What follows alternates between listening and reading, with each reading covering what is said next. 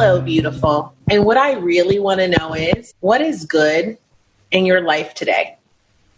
I'm Kia, and this is the season 2 recap of the Female Veterans Podcast. Today, I'm really excited to review this season, and I have someone who is absolutely one of the most special people in my life with me today. You might remember her from the very first episode on which I had a guest of the podcast. She's been my best friend for more years than I can count, and has actually been incredible at helping me raise my 2 boys. And she's a fellow Navy shipmate of mine, and she has been in my life for more years than I care to share. I can't seem to get rid of her. So I want to thank Meloney for coming and participating to have this conversation about this season with me. Thank you for coming, Mel. Thank you for having me. I appreciate that intro. I feel special. You are special. So what did you think about this season? This season was chock full of drama, suspense, tea, scalding tea, I might add, and lots of educational world advice, to be honest, like legit world advice. Yeah. I love the advice that we got. We had great advice in season 1, and this season 2 was like the advice just, wow, really, really good stuff. And I want to thank all of my ladies, my veteran sisters, for their support and for coming through and being open and vulnerable and sharing their real stories. Don't forget the guys. This season brought us guys. That's right. My Veterans Day week celebration was boys, and I got a chance to interview guys for the first time. So Seth Breeze was really an amazing guest, and so is Marcos Crow.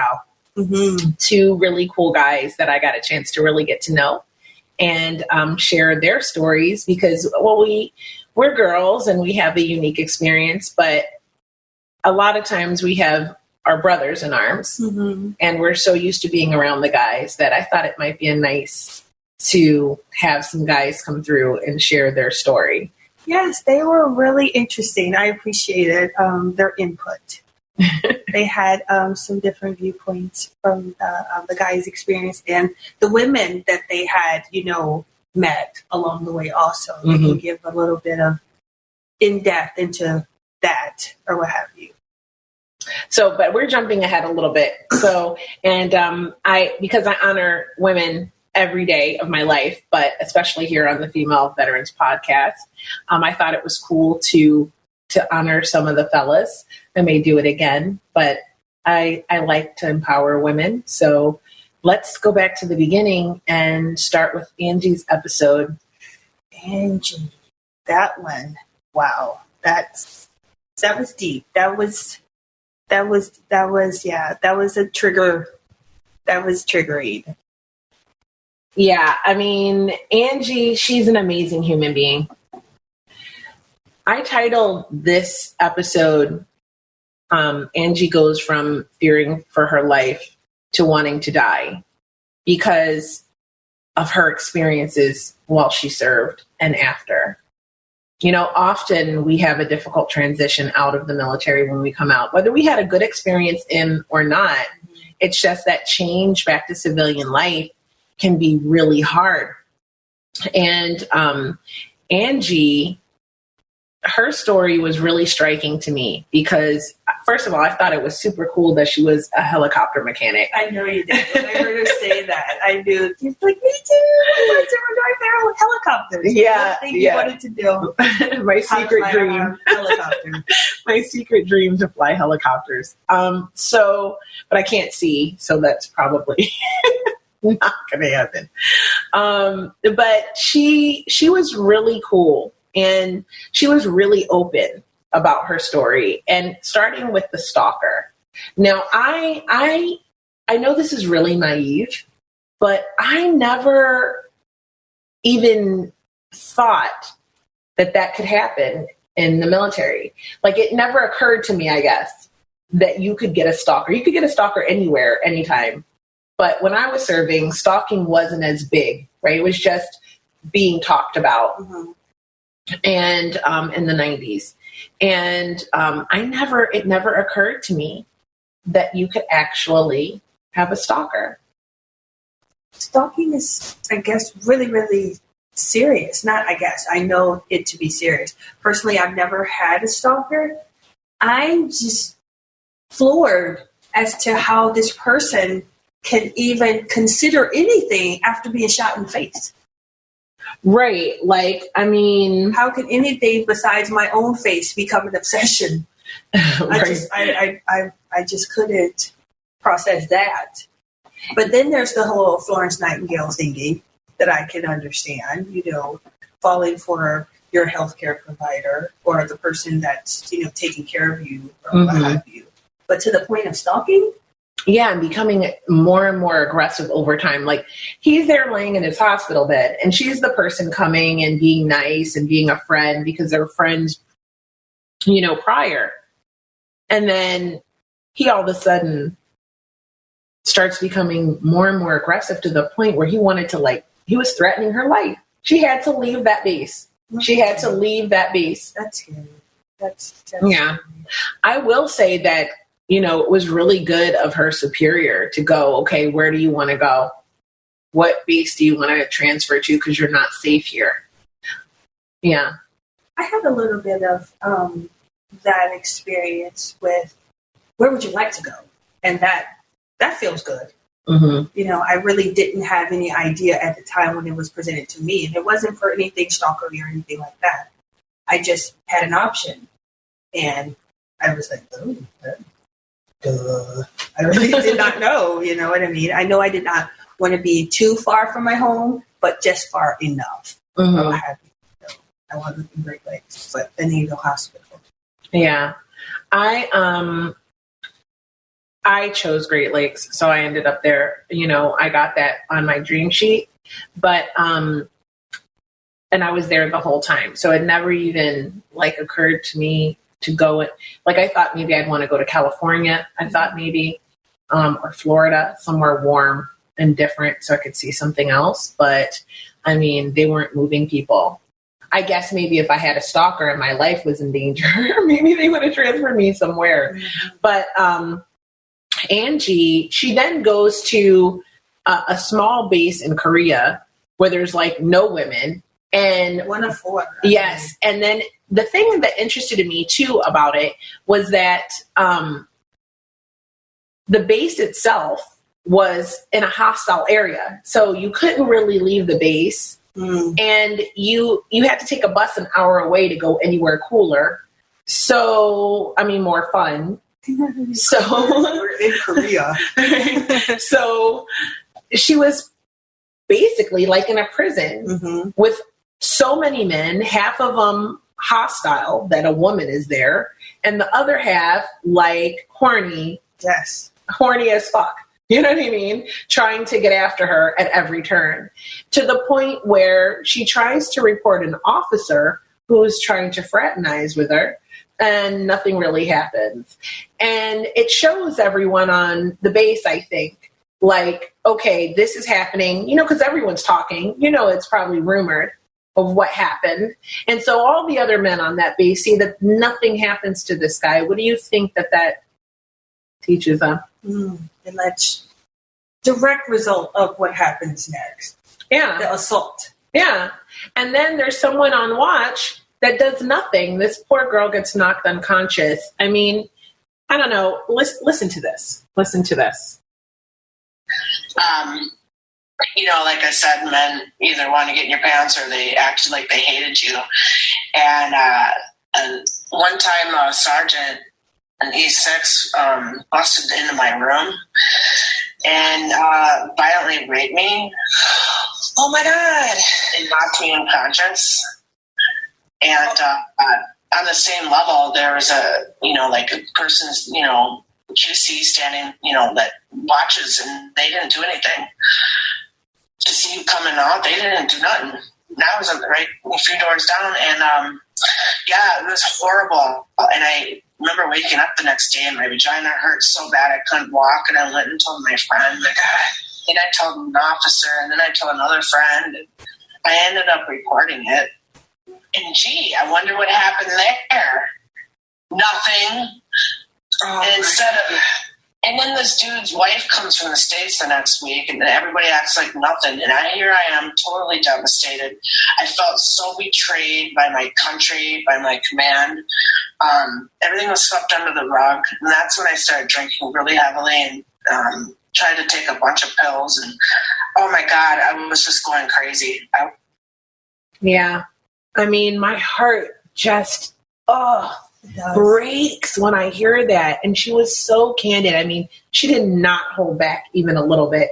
I had to face his wife. I mean, his wife shows up the next week. That poor woman. Right. And you want to say, you can't say, but you can't let her continue in that situation as a woman. You're like, your man is a rapist. Oh my gosh. Is vile. Your husband, I'm sorry, ma'am. What do you say? Like, I'm sorry, ma'am, your husband is vile. Where is Mariska Hargitay? We need her. I mean, that is really like SVU. It's crazy. So, I mean, and then as we heard, she started drinking and taking pills. And this is a behavior that she repeated a lot in her life. Like, even after she got out of the military, she would have these periods of up where she was like really doing all this work for veterans and doing all this great things, but then drinking and then feeling suicidal as she was still trying to process that trauma. Self-medicating. Totally self-medicating. And the thing about it is this episode, I could never forget any of them really, but this one, it really strikes me because as we were talking, she literally remembered. She had a memory. She had like a flashback during the episode as we were talking. And I watched it happen. Like, I could see the look on her face and everything. And she recalled a gang rape that she walked in on and broke up with a bunch of the guys with her roommate. And they hadn't been friends prior. They didn't really talk or whatever, but she broke it up. And there were a bunch of drunk guys assaulting her roommate in the barracks room. I mean, and when she was telling me that, it was like hot and cold flashes, like chills went up my spine. And then as soon as those chills went through me, like the fire of rage, like just went through my whole body. It was sickening. Thinking about any of the women I knew, I couldn't imagine. Can you imagine that? Walking in on that. Yeah. I mean, everybody would have got something though. I would have been throwing. Yeah. I would have caused a major scene. Yeah, I would have lost my shit. Yeah. I would have been the same. Like, you're not the same after that. Like, the poor girl that experienced it and having witnessed it, and then the girl didn't report it either. Oh. She didn't report it because she saw what happened to Angie. Like, what would be the point of that? Right? That is unacceptable. Yeah. This is what has to change. Like, women need to be able to be safe to report and not feel like it's just going to be a swept under the rug or a slap on the wrist or they're going to be retaliated. Well, there's a blame the victim culture. That's just, it's not just military. It's just, it's groupthink. It's worldthink. It's just women are really at the bottom of the barrel. And that's just unacceptable. We're constantly fighting to gain more ground, to get more respect, and to change this. Yeah. But as you know, this is one of the reasons why I do this podcast. To shine a light and let our voices be heard. I appreciate you for it. Oh, well, thank you for coming today and sharing. I had no idea some of these stories because my experience was my experience in itself. And it wasn't, great, and it wasn't terrible like these experiences, but it was pretty bad. Mm-hmm. But nothing to that degree. We all have our struggles. Who doesn't? But, yeah, absolutely. And that's why every story is important. Every story matters. And so one of my favorite things about doing this show is, besides helping empower women, I should say, is the advice that they leave before the end of each episode. I asked Angie, actually, about how she was doing at the end of the episode. And this is what she told me. And no matter how great of a person you are or how hard you worked at stuff, life still happens and you still can fall. It's a true story. So how are you doing right now? I'm doing good. Okay, I'm maintaining. I mean, I got to the point where I was looking at assisted suicide. That's how low I was getting. Goodness, girl. Oh, don't ever do it. What did you do to stop yourself? I reached out and talked to people. Mm-hmm. Best advice ever. You need professional help. And I go, yeah, I know. I mean, it's easy to fall back into old behaviors and old, I have depression, I have all these things, And when life really, really gets you, sometimes you relapse and stuff, but I always find a way to just get through it. I'm feeling my feelings, let it, no matter how bad they feel, they're going to get better. They're going to work themselves out. Life is always going to get better. Every day is new. You always have a chance to, look at things differently. And that's how I've been reframing my mind. It's like, I got to stop being in the muck and I got to be grateful for things and I got to go into my toolbox again and gotta reach out and talk to people. And man, there's a lot of people that'll help. You just gotta ask. Yeah. So what do you think? Her tea was scalding. Scaldration. Totally. I appreciate the honesty, the candor. She was living her truth, and I'm here for it. Yeah, I mean, she was so honest. At the time of the interview, she was really having a struggle.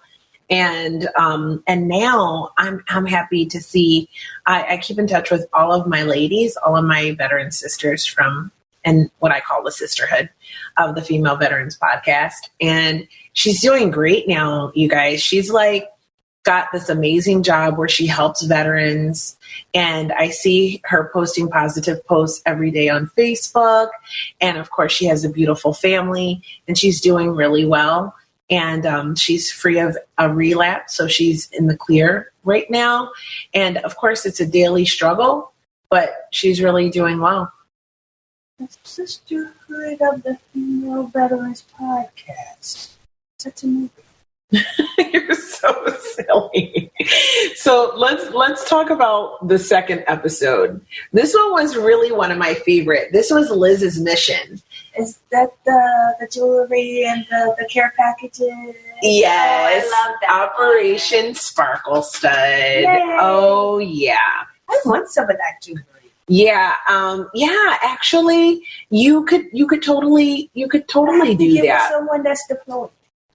Yeah, she works with Stella and Dot, and she's a stylist. She's a senior stylist, I should say, for Stella and Dot. And incidentally, she offers a discount for people in the Female Veterans Podcast Sisterhood, and also free styling services. Yeah. So am I in the sisterhood? You are, my dear. You are. Yay! So I think it's 20% off, actually.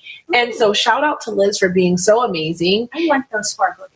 First of all, you have to understand this. Liz is an absolute ray of sunshine.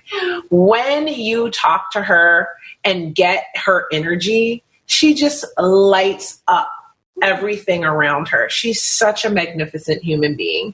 And she was doing a promotion because she works with an organization called Full Circle Home. And they do care packages, gifts for the deployed and of their spouses. Mm-hmm. So, or family members that are important to them. So basically, if you were deploying and I was going to be, had no family and I was going to be all alone on Christmas and you were deploying, you could contact them and request a gift package. And it's not just one gift. It's 12 days of gifts. Something different each day for the 12 days of Christmas will arrive for your significant other or your family member or your best friend who you're leaving behind who's going to be alone during the holidays. That's so sweet. Yes, it is really sweet. So it was so fun to talk to Liz because was so kind, and you could tell that she really just wanted to help the spouses. She has a lot of friends that are military spouses, and as you know, I believe the spouses and the children are the backbone of military service members of this armed forces, because they're the ones that have to hold it down at home while our active duty members are deployed. So what they do at Full Circle Home is every year they will work all year on making these gifts packages that they send out for 12 days. I'd like to contribute something. I don't have anything to go in a package. Well, if you want to contribute something, you just have to reach out to Full Circle Home at fullcirclehome.org. And I'm sure that they would want to work with you, and as they did want to work with her. And those earrings that she was sending were so cute and so lovely. And she was just the most amazing person. Yeah. When she was talking about her jewelry line, I envisioned that little pin you bought for me. And I got that. It was so sweet. And I envisioned that. And it sounded really sweet. I got a real Reese Witherspoon inspired from that episode. And I was actually listening to it on my way to the gym, and it was making me happy. All right. So let's get into the next episode. Yay! These were the guys episodes, right? Yeah. And they both host their own podcast. Yeah. Veterans Week specials. Yes. Those were exciting. They're a little different. I mean, I'm okay. I'm not like a male chauvinist or a female chauvinist. I like guys. They have a story and they deserve to be heard. Let's give it a gander. Okay. Or listen. We're not on YouTube yet, but stay tuned. It's coming. So, okay. The first guy I ever interviewed was Seth Breeze. He was the host of the American Heritage podcast, but it's recently gone through a rebrand. So it is the Veterans Advocate podcast now. And this guy is so awesome. He is such a cool dude. He served in the Air Force for like 11 or 12 years. And the first 11 years, he felt really isolated. And that's what struck me about his story. It was that he did not feel that sense of camaraderie that we all miss when we leave. He didn't really get that for the first 11 years of his service. That is so sad. We're sitting here 30, 90, 100 years in the future. Right. Still friends. What we started and built the connection and then initially from our military experience. I couldn't imagine. You know what he felt like was a major cause of that too? It was cell phones. Cell phones? Who the heck has cell phones in the Navy? What in the world? Well, not when we were in, but everyone has them now. There wasn't even phones when we were in there. No, we had to yell out the window. No! You can. H.N. Baker! With a string. No, seriously though, I can't, it really made me think about how the dynamic would have changed if we had a cell phone, because you're always in your phone. And it's less likely that we would have been, we had to walk over to the other barracks. We had to be in each other's faces.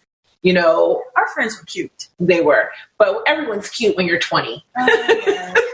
Everyone. There was a couple people. So, okay, come on. We're not going to put them on blast. So the glow up is real for some folks. So, but my point is Seth was really, really cool and fun to talk to, which is why it's so odd that he didn't have a lot of camaraderie, because he's cool peeps. I know, but big friend of the pod. Yeah, and his podcast is great. So if you feel like you like podcasts and you love veteran stuff, check it out. He has a fun voice. He's cool. I will tell you this. At the end of this show, he talked to me about an organization that he is a part of called Passageways. He's on the board. Oh. And this is a not-for-profit organization that gets homeless veterans off the street. And when he found out that that was also my passion, he connected me with the founders of this organization. And I am actually leaving in just a couple of weeks to go meet them in person and join forces with their organization as they commit to bringing female veterans off the street, which they've been only working with men, and now they want to work with women. And that commitment to help get female veterans off the street drove me to want to be a part of their organization and connect with them and help in any way that I can. So I'm excited to go get the ball rolling on that. I don't blame you. See, I liked this kid. Yeah. I liked his episode. I liked it. I like the fact he used words like shenanigans. That's a personal favorite of mine, shenanigans. If you know me, tomfoolery, swindling, bamboozlement, those are my words. Nobody uses those words either. Hates me saying that. So, okay. Copyright infringement. Patent pending. Patent pending.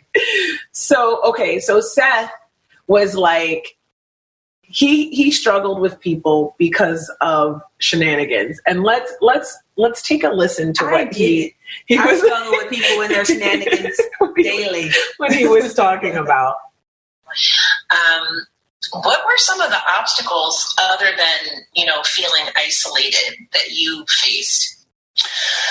There was a lot of shenanigans going on in my unit. So when I first got there, I was underneath the mentorship of a couple of older guys who'd been there for a while. And in my unit, some of these guys they were not good people, I'll say. And they liked to steal. Yeah, they liked to steal. And there were several OSI investigations that took place because of theft. One guy may or may not, and this was never proven, have stolen all of the spare tires off the vehicle fleet that I worked in. Why? Well, if you steal enough of them, you can put them all on your car, and you have 4 brand new wheels and tires. Right. And, or you can sell them, and make a lot of money. I mean, you can sell that for, $1,500 on Craigslist or whatever. That is shenanigans if I ever heard. Yeah, and, and I just have countless things like that. So for me, it was like, okay, 1, I'm not going to get wrapped up in that. That's just, it's not going to happen for me. 2, I'm definitely going to try to hold my head up high when I'm surrounded by that 24/7. Right. But it was for a while there, and for a good probably 4 or 5 years, it was a competition to see who could steal the most and get away with the most stuff. I mean, yeah, and it was allowed because we had a very bad leader at the time. And once he was gone, then things started changing. But okay, so. Bad leadership is an understatement. They just allow that to happen. I think we need to redefine the terms of shenanigans. That was beyond shenanigans. That was serious. Oh my God. That was serious. And so, it was hard for him, I think. But he managed to do his service, and he's an awesome guy. And fortunately, the last year, he really was able to connect with people and keep his integrity with all that around him and hold his head up high. I can't imagine. Yeah, it takes a special kind of strong person to not succumb. Yeah, to succumb to that kind of peer pressure and that kind of negative environment. I don't get it. No one's going to notice you have tank wheels on your shit. Wow. You're in the hood. I don't understand. I don't understand. I really don't. Yeah, I don't know. But Seth was cool. I actually like this guy. Let's listen to the man himself. Let's listen to Seth tell us about Passageways. Oh, that's a good idea. That's awesome to me because, the World War II guys get the credit of being the greatest generation, but I think they better watch out because, our time's coming. Yeah. I like so that confidence. It's a lot of fun. But I also get to do a lot of giving back, too. And one of the ways I do that is I'm with a nonprofit. It's called Passageways, LTD, here in Wichita, Kansas. And it's a homeless veterans transition facility. So that was started by a woman named Susan when she was watching the news and she saw that a local veteran had died from cold exposure underneath a bridge. And she was heartbroken. So she called around to kind of figure out, okay, what are we doing for homeless veterans in this area? And it was nothing. So she's like, okay, well, and what I'm doing. So her and her daughter started this organization all by themselves, and they bought a house, and they just started taking in homeless veterans. But it's not just a homeless shelter; it's a rehabilitation, right? So it's not just a place to live; it's a new shot at life, and that's why I love it. Because they put them in a house, they give them clothing and food, and they hook them up with the VA. Like, they have the director's number at the VA. So if they're running around from the VA, well, guess what? The director's getting a call. Everybody knows these ladies. Like, they're badass. Don't mess with them. If they need something from you at the VA, just give it to them because you're going to hear about it. And you don't want that. So, yeah. So they get their benefits rolling. They get them hooked up for free health care. They have Wichita State University donating psychological services. So you don't want to mess with these ladies because they have the director's number. So if you're not doing your job at the VA, well, the director's going to get a call. And he knows about the organization and he likes it and he supports it. So it's not just these two ladies, it's the entire community. You know, the city I live in, it's 400,000 people roughly, suburbs, and everybody is on board with this.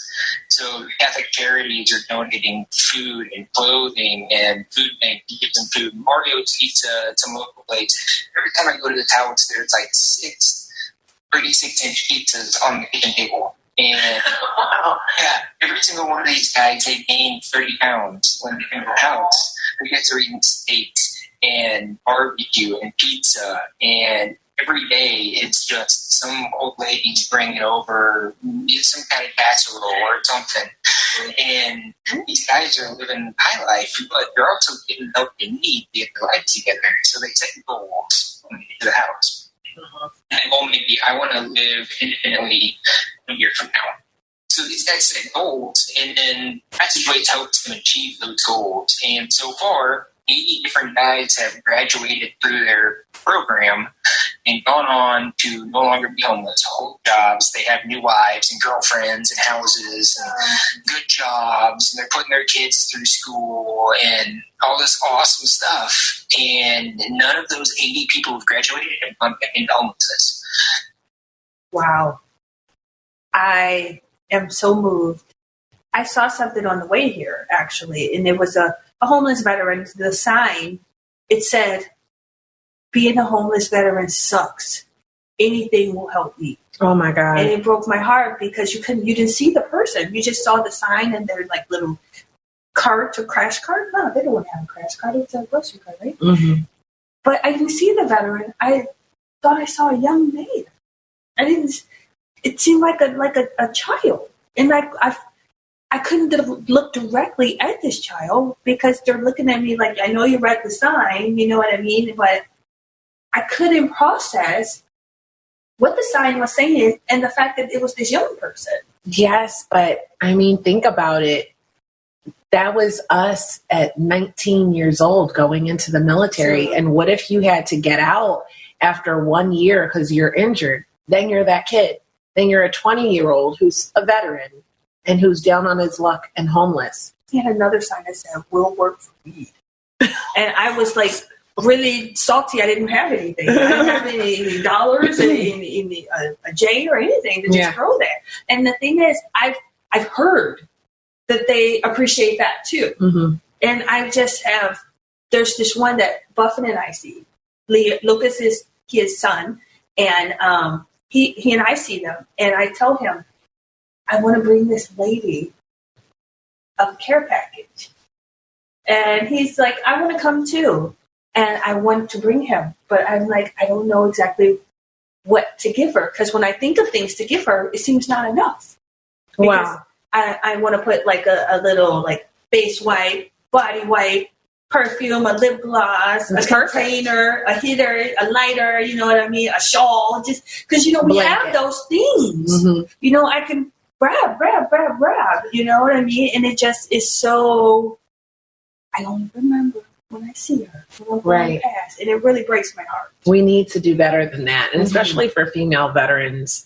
I mean, they don't get the donations that the men do due to the prevailing perception that veterans are men. I mean, how many times have you gone somewhere and they thought like your boyfriend or your husband or the guy you were with was the veteran, or even at the VA sometimes. And it's just difficult for women, and they don't get those donations.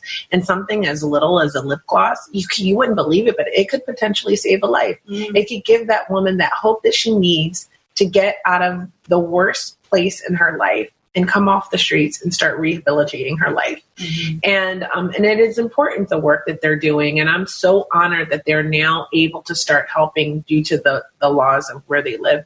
They can now start helping women because they couldn't put men and women in the same house, and there were restrictions and stuff like that. But So did you hear he said 80 people? And that was when the episode premiered. Yes. You know what I mean? Yes. 80 people, they have successfully transitioned back into the world. Yes.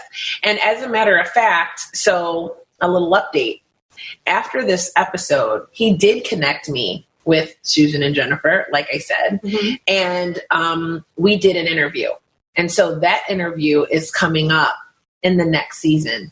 So we'll get to hear more from them, the ladies themselves, Susan and Jennifer, about Passageways, what they're doing now, because they've got big things in the works, and how you can help by donating to their organization. So as a matter of fact, I am creating a fundraiser for them that I will be putting on Facebook. You can find me as Kia Baker on Facebook, and you can go to my page, Hot Topics Live, which is another show that I do. It's a live stream show. It airs on 3:30 Eastern on Thursdays, and we are doing a month-to-month charity. If you have a charity that you are passionate about, please message us on that page so that we can consider it. But we will be building fundraisers and also doing some matching of the funds that are raised up to $1,000 to a specific charity each and every month to do our part to help. And we are passionate about anxiety and depression and mental illness, and as well as female veterans issues. So we're going to be doing that. Shouts to the millennials out there doing their thing. Yeah. I mean, he's a pretty young man, and he's thinking, this deep and this far in this day of the social media age. So I'm very, very impressed. Big shouts to Seth. Yeah, he's amazing. And again, check out the Veteran Advocate. He's on Facebook under the same name. Join his community there. Support veterans. He talks to entrepreneurs. He talks to more than just like older veterans or homeless veterans. He does talk to homeless veterans too. But he talks to a lot of really interesting people out in the communities and the veteran community as well. So check out his podcast and follow him, and he's amazing. And so our next fella, Marcos Corral of Free Thinkers Aloud podcast. I'm down for free thinking. Yes. Okay. So Marcos, you may or may not know this about me, but I also coach at the London Real Academy. If you've ever heard of Brian Rose on YouTube and his amazing show, London Real, you may or may not know this, but he has created an academy where he teaches a lot of things. But most importantly, through the process of learning those things, it's a rapid inner transformation that occurs. And I am a facilitator of that. Look at you. Yes, I love it too. I love coaching. It is incredible. And I am right now thinking of how I can help bring those skills to my female veteran sisters. So something's coming. I don't know what yet, but once I figure it out, it'll be presented to you. Stay tuned. Stay tuned for that. But Marcos was actually one of my students that I coached. And I did not know that. Yes. And he created this incredible podcast, and he's such an awesome human being. So let's talk about Smoking Weed with Pastors with Marcos Corral, host of Free Thinkers Aloud, which you can find on Instagram, on Facebook, and just follow him and check out what he's talking about. his podcast is all about being open-minded and spiritual. And he talks to all types of people with all types of religious beliefs. And they just have real discussions about differences and likenesses and really cool stuff.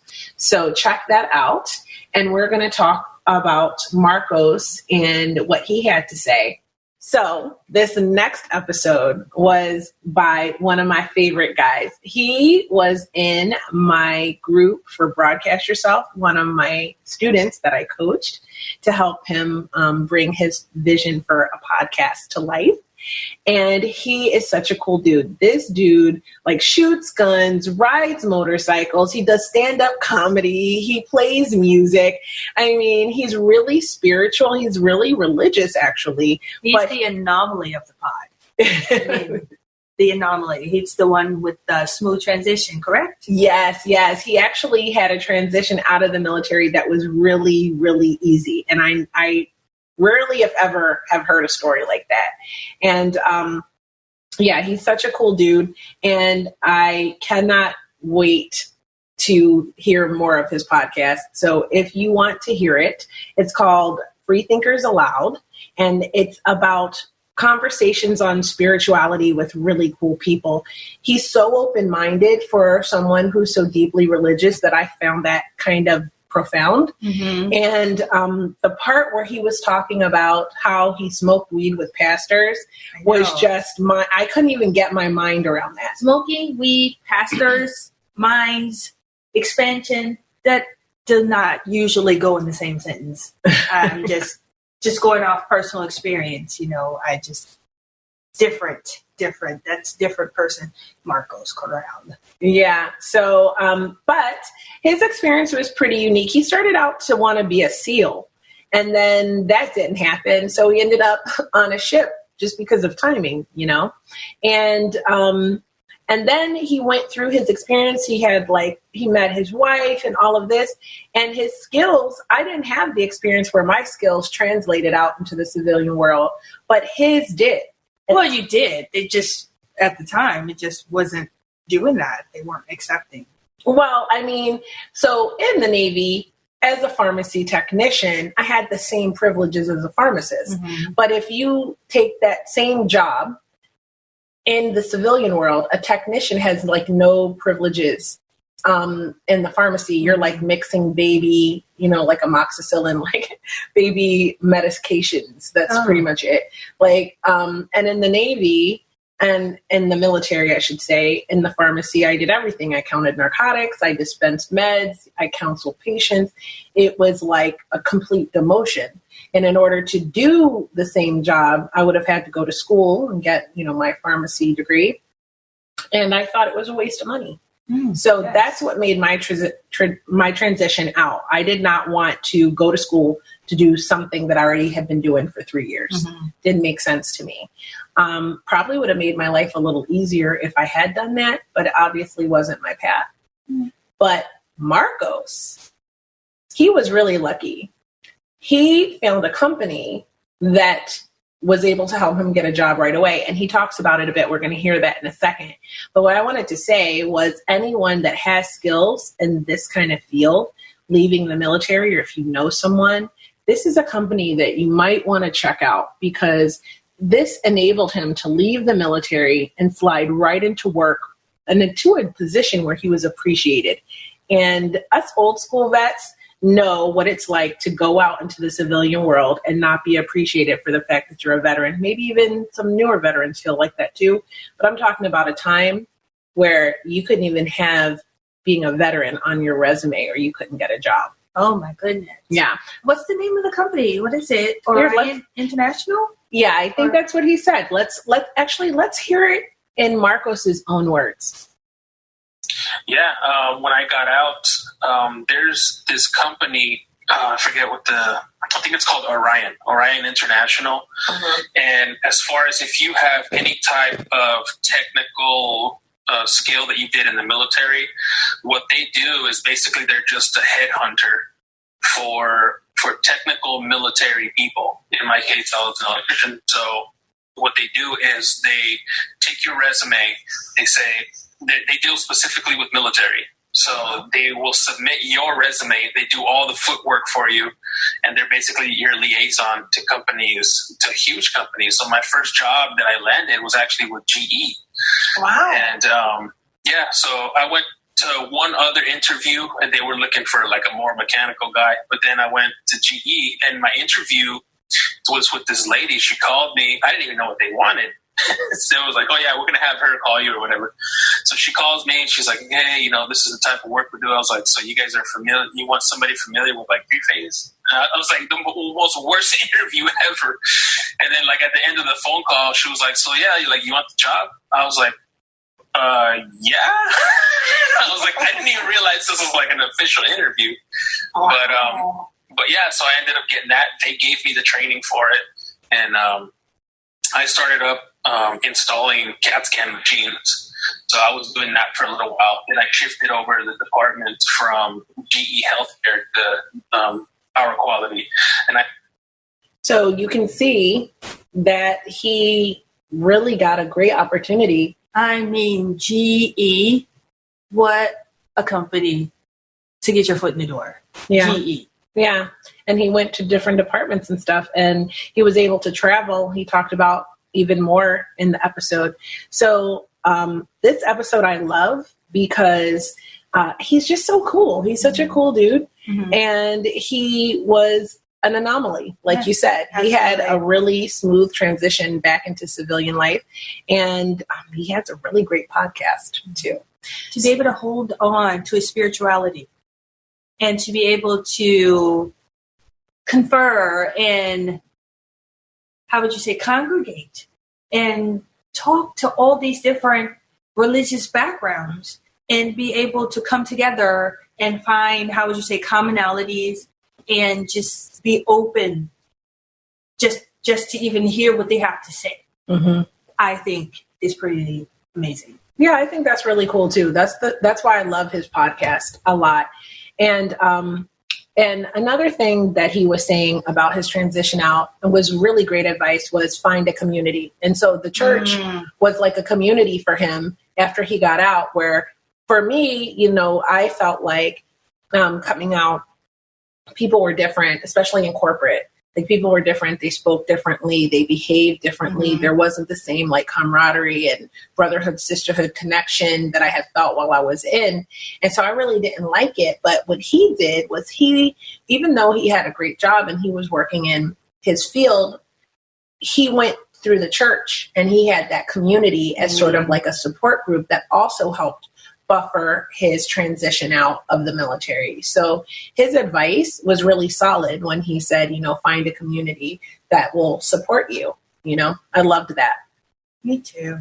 Yeah. So that is my second male interview I've ever done for the Female Veterans Podcast. Who knows if I'll ever do any more? That might be the only time I interview guys. I don't know. That was enough. Back to us. Back to the ladies. To what matters. What should we call? What should we call ourselves as female veterans? I was coming up with a version of fembot, but femvets. That's whack. I'll keep thinking about it. Okay, I'll come up with something. If anybody has ideas, we're open to hear them. I'm partial to fembots. Fembots. I think that's something entirely different. I think somebody has that name already, actually. Daddy Austin Powers.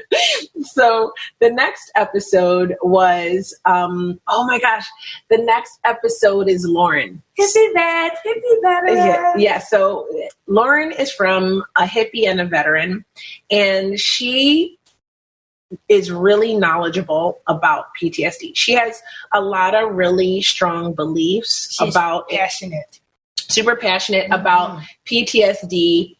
And she believes that it's really nerve damage, right? And she takes an alternative treatment for that she spoke all about in the podcast. But it's a strong argument. It's a very strong. It's a good one. Very strong case. I mean, I believe what she says. It just the way she delivers it, her knowledge, what she's done, her experience. I buy it for one. Yeah, she was constantly being shelled. during her deployment as many ladies have experienced, because we're always having these wars. And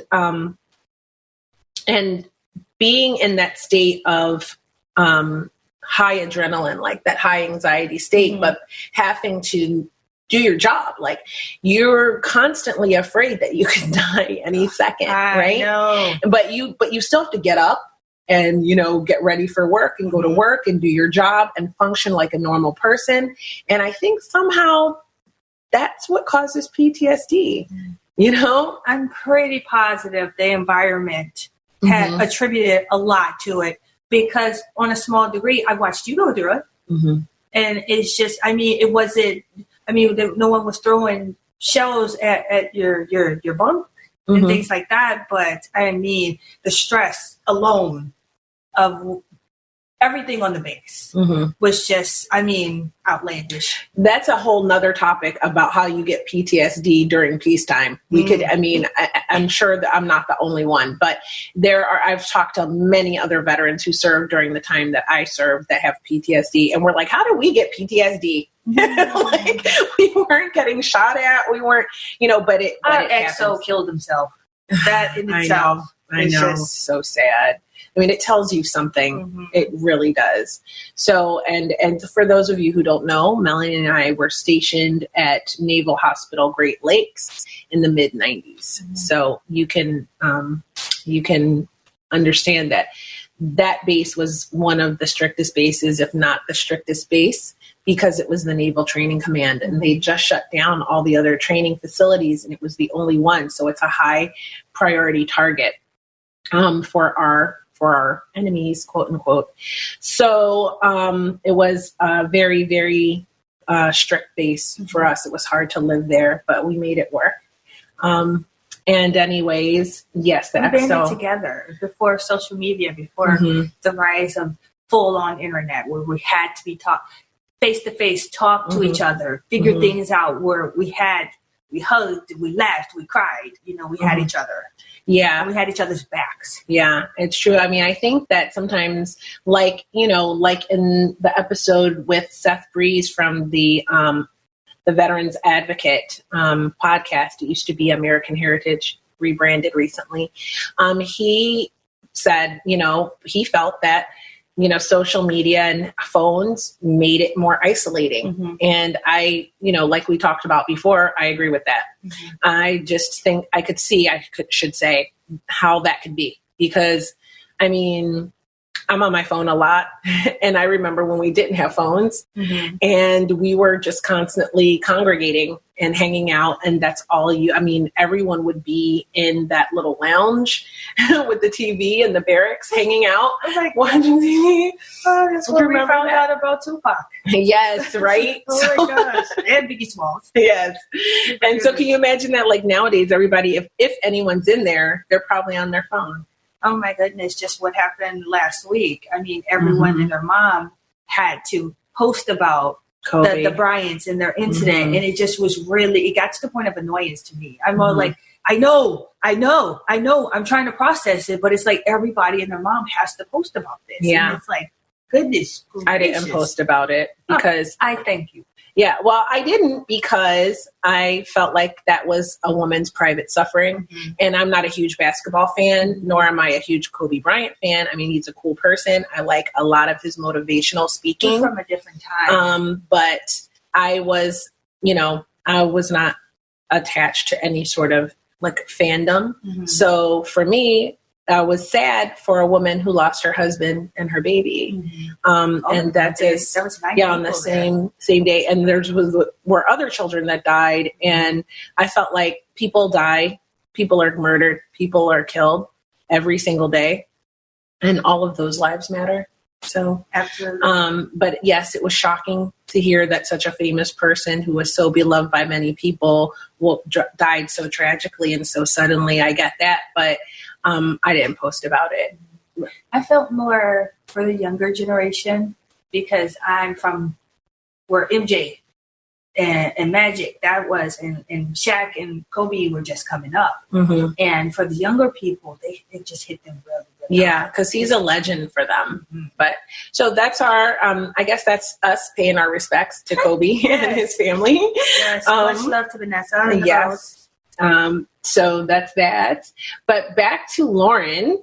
She was such a delight to interview, and I can't wait to have her back. She's coming back, and we're going to talk more. But she is a really incredible artist. She is a really incredible mother and person, and I love her. I just love talking to her and just hearing what she has to say. So I can't wait to have her come back. Her work, it's actually on display. The Cultural Alliance in Long Beach, California. Yes, she had some work on display there. And she does lots of photography exhibits. So if you follow her on Instagram, you can catch up with the latest. And as always, if you go to the episode description, so you scroll down, I place all the links and all the social media information for everybody in there, so you can find their information easier. So let's hear a little bit about what Lauren has to say about PTSD. We sign up to be conditioned, but we don't all sign up to be screwed up when we come home. And we don't think about that aspect of it. Not at all. And you think that, it's the weak people that get PTSD. It's the weak people that got shell shock. It's the weak people that have problems. No, it's not at all. It's some really, really strong motherfuckers that are dealing with some extremely bad damage, most likely. There's actual treatments out there that are not the number one go-to right now, in psychology or at any of the VAs right now, due to studies that we have been on, unfortunately.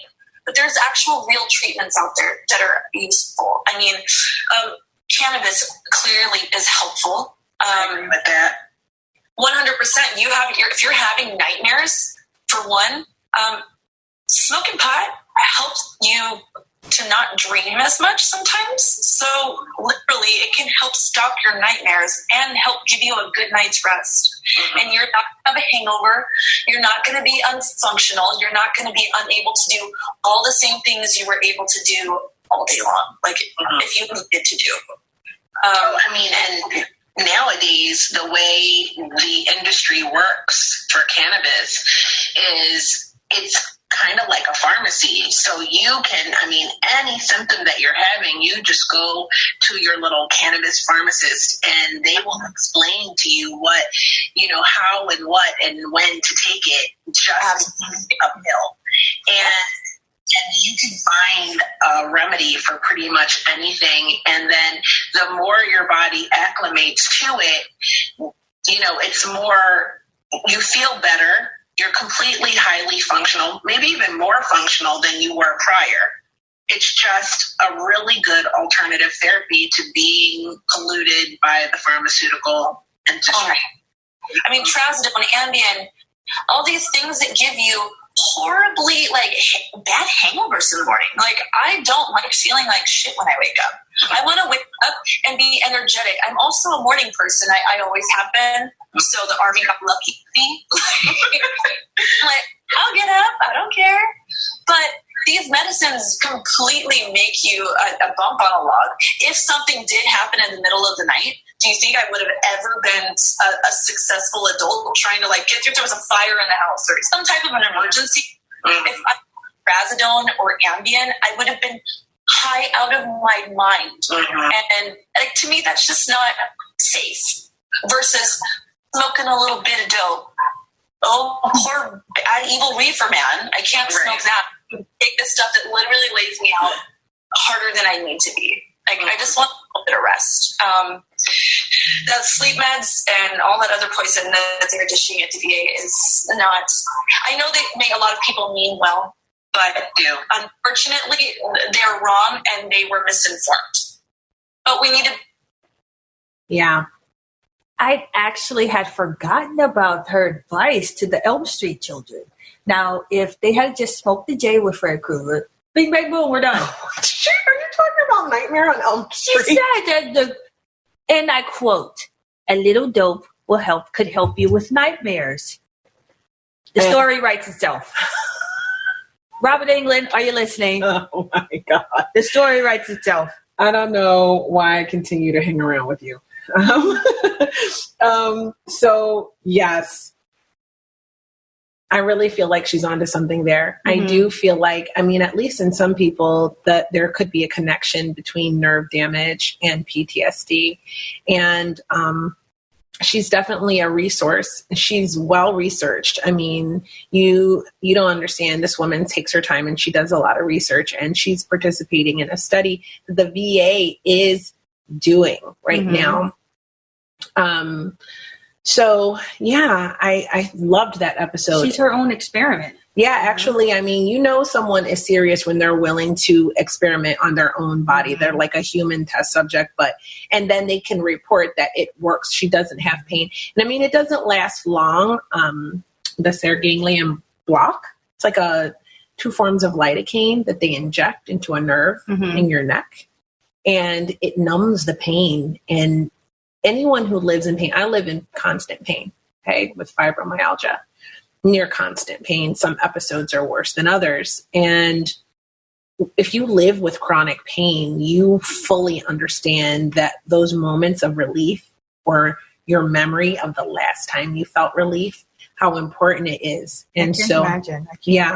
Yeah, to be pain-free is such a gift. Yes. I can't imagine that, being pain-free from chronic pain, but not nerve pain, anything to that degree. I couldn't imagine. I couldn't imagine. Yeah. So that episode with Lauren was really good.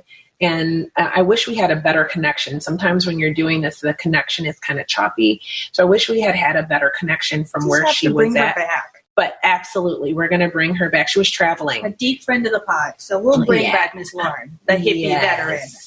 Yes, absolutely. And so the next episode was a military sexual trauma and 2 mass shootings. That was Miss Callie. And Callie, let me tell you something. She is like the loveliest person. I mean, she's awesome. Yeah, she's really cool. She's really cool. And she actually recently, because I keep in touch with all my girls, all my veteran sisters that I interview on the podcast. And she recently moved to Washington State, where I live. And so I'm excited to get to connect with her and get to hang out. But she felt like she just needed to leave Texas because, I mean, why not? She was just in the Walmart mass shooting with her 4-year-old son. How do you recover from something, your 4-year-old? It's with you, that's one thing. But your 4-year-old, that's a whole different level of anger, frustration, helplessness. You know, I can't even get into it. Yeah, she tells the story a bit on the podcast. But the thing that you don't know is when I first reached out to Callie, it was just after it happened. And it was so fresh. It was like days after it happened. And I had no way of knowing that. And it was just a coincidence. And it took a while for us to get the interview because she really had to take, like, she was still in shock when we had our conversation on the phone. I could feel it. Well, it was her second one. Yes. So first of all, nearly 10 years to the day or the month, she was in the Fort Hood mass shooting. And imagine that's one of our own. That was one of our own, a veteran who did that. So can you imagine what that did psychologically? That's like a mental mind fuck in and of itself right there. It's just, I can't even believe it. So, and everything that was going on with her there, she had just had a loss. And, you know, she just had so much going on in her life at the time, the reason why she was at Fort Hood, you know, and she was dealing with grieving and she was dealing with all these things and happened to be there on that day to handle details. And so either she's got the worst luck in the world or she's the luckiest person in the world. I feel like it's the latter because it's so rare to be in 2 mass shootings, but she survived them both, you know? And then before either of those, she survived a military sexual trauma and continued to serve her country. All of that pales in comparison to what was happening in her home. Oh my God. So then she marries again, and she has daughters, and Beautiful girls. beautiful daughters. And then she discovers her partner has inappropriate images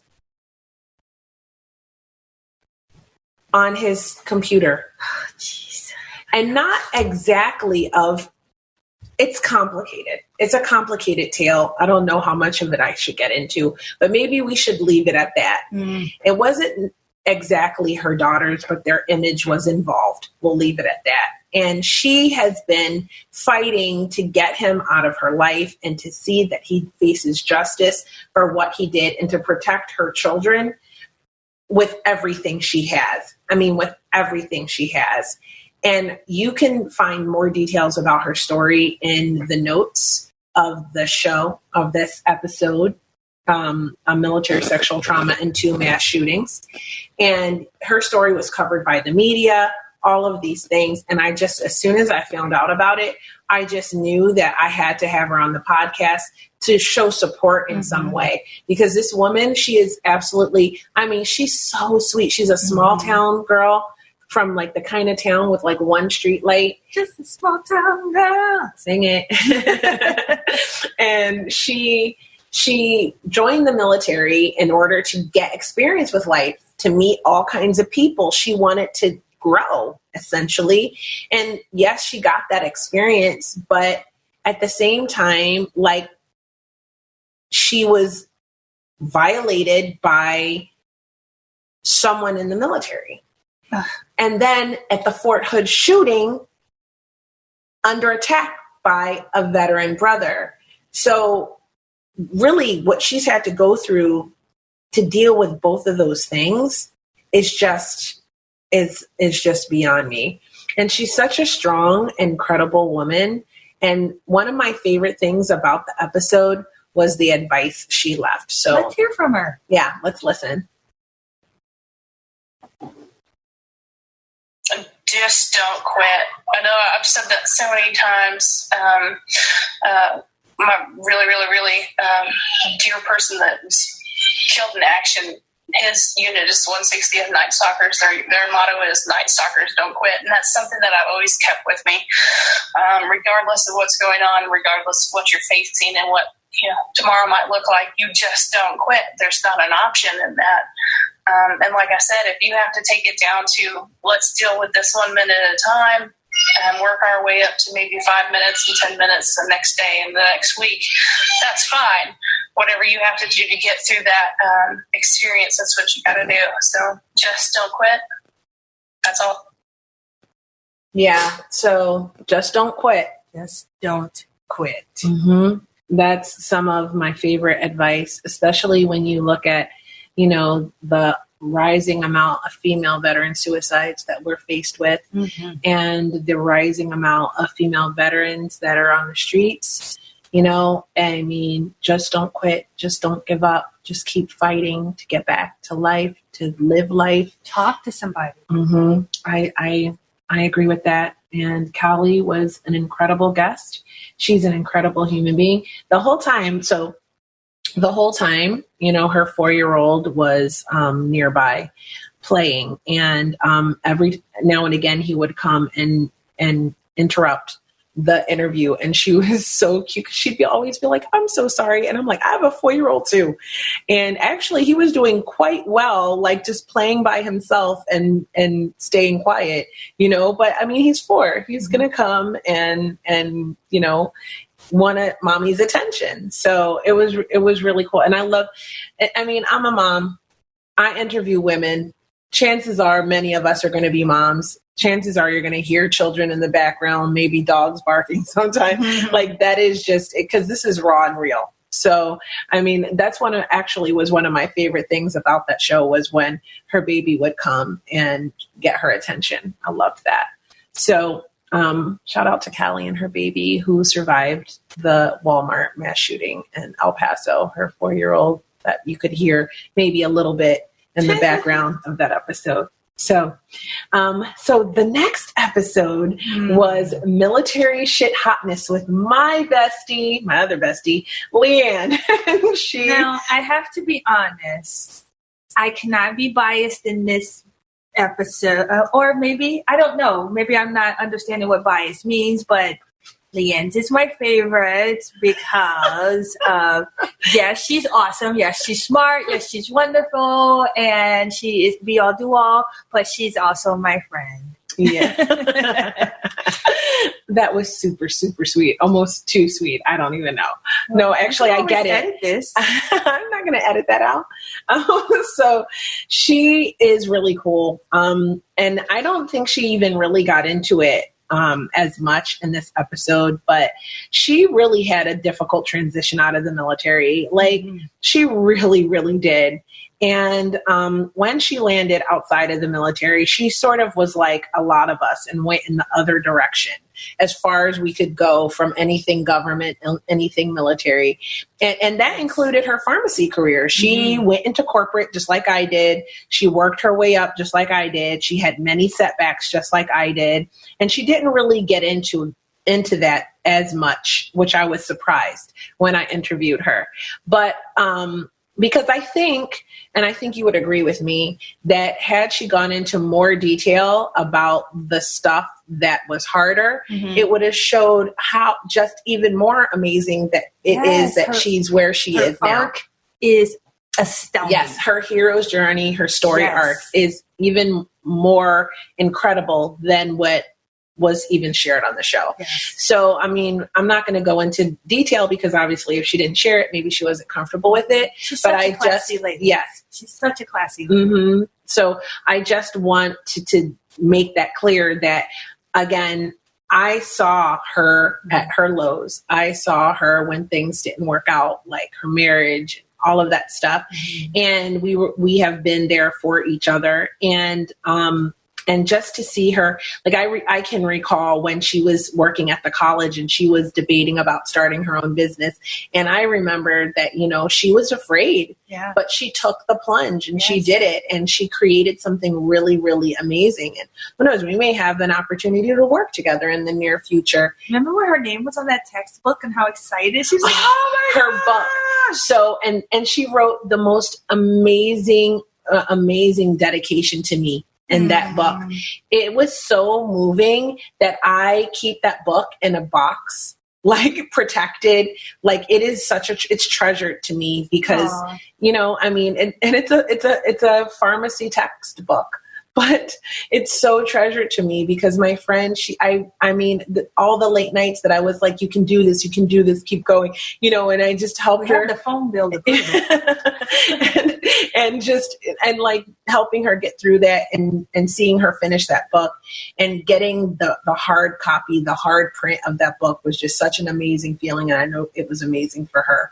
It had that noise when you opened it. That new book noise, the new book smell, and Leanne's name was on there. It was unbelievable. And then for all of you that have written books or who have had friends that have written books, you totally understand what I'm talking about. It's just, such a source of pride for you, for your friend. And especially when you know that there were times where, we were not sure if we were going to eat. And then to see how far they've come. And then it's also a testament to anyone who is struggling now that you can make it out of that. You can, if you keep going and you keep pushing, then you want to change your life, that you can. Because life goes on. You might as well. You just keep going. The time is going to pass. Yes, absolutely. That's what I was looking for. Absolutely. Yeah, absolutely. So what do you think we should share from Leanne's episode? Oh my goodness. Anywhere from 00.1 to 52.00. I mean, just dive in. But Leanne is she's such a remarkable individual. She's such a remarkable human. She's a remarkable woman of color. She is just remarkable. Yeah. And I love her. I mean, I could be a little, biased, but I mean, judge for yourself. I mean, she listened to the episode, listened to the snippet. She's She's pretty awesome. Yeah, she's great. And I will tell you, we were drinking wine she actually was visiting me from Texas, and we were drinking wine during this episode. And there was a lot of this that I didn't include because, well, it was inappropriate. No, but you know how girls get, and it was like, oh my God, is this still recording? Right? Oh, No, we can't. We have kids. No, but she is really great. And there's so much wonderful input that she gave me. And I love that she's one of the people that have had a really good experience in the military. And it's important to me that this podcast not be biased. And, I'm really proud of my military service. And I know many, many veterans are. At what point did I come across as biased? I don't know if the tone that this is taking. No, but I mean, I have a lot of stories that are very serious and they're heartbreaking and they're sad. And they might make people feel like, the military is not a place for women. But that's not the case. Many people have really good experiences, and I want to make sure that I reflect Mine wasn't great, but it was the best decision for me. Mm-hmm. It was the best decision I could have made. Yeah. I mean, I always say mine was really awesome till the day that it wasn't. Mm-hmm. And I think a lot of people can identify with that. Mm-hmm. But also I had a difficult transition out. And so some people might have a great experience but their transition out is what is so difficult. Mm-hmm. The point is every story matters. Yes. And so that is why this podcast exists in part. And well, let's hear something from Leanne. Absolutely. And, it's important to be to get to feel as though you're part of something that is greater than yourself. Mm-hmm. I feel now as the mother of 2 teenagers and a preteen, this generation can tend to be sort of self-consumed to some extent, and being part of something where you're thinking of the collective good over individual good is, it's so important. And I think that every young person, if we were like some other countries where there was some kind of obligated service, I think it would be a really good thing. And so, I don't know. Even though there are aspects of it that, I think that bad things can happen and whatnot, I still think that by and large, I had a really positive experience. And if there was a young woman who wanted to consider the military, then I think it's a very viable option. It teaches you discipline. It teaches you, especially in my vocation as a hospital corpsman, compassion. You have the potential opportunity, certainly in a combat situation. What's important to note is while there can be, as you have detailed, a lot of difficulties and challenges sometimes with military life and the things that we have learned to accept as women, I will also say that it is so important and valuable to be a part of something that is greater than yourself. And I'm a firm believer that, if there was some type of obligated service here in the United States to help young people maybe spend 2 years, 4 years in the military, oh my gosh, there's so much to be gained from just the discipline and having a routine, touching another person's life, being part of a collective effort. You build, you build leadership skills, you build collaborative skills, you learn how to communicate effectively. If you're paying attention and you learn from your environment, you do learn to communicate and interact with people. If you're traveling around the world, you have the ability, if you're paying attention and you're choosing to grow, to gain intercultural competence. Find out about other cultures. Find things to appreciate about the differences that exist across cultures. And my gosh, that's part of why I think what was just the beauty that shaded that experience is that I got to work with people from every walk of life.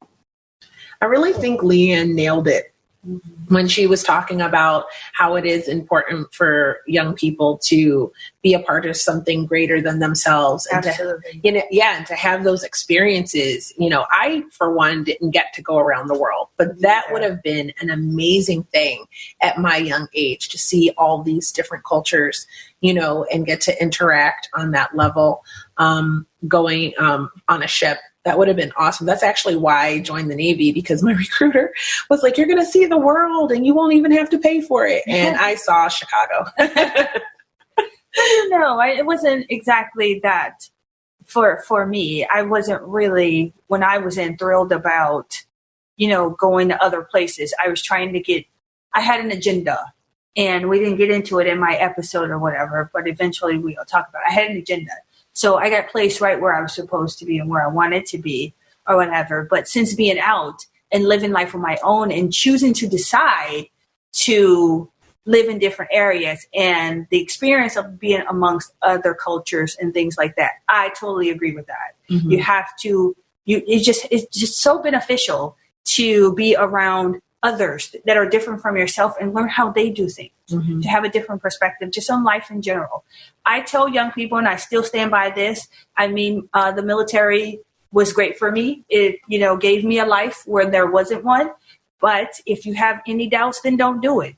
If you want to do it, go right ahead. Keep your head on your shoulders, keep your head on a swivel. That's what you need to do. Pay attention. And speak up, talk to people. Don't keep shit inside. There's just still too much of that going on. People keeping it, feel like they have to. Mm-hmm. If that's a requirement, then question that. Mm-hmm. So why can't talk about what's happening to me?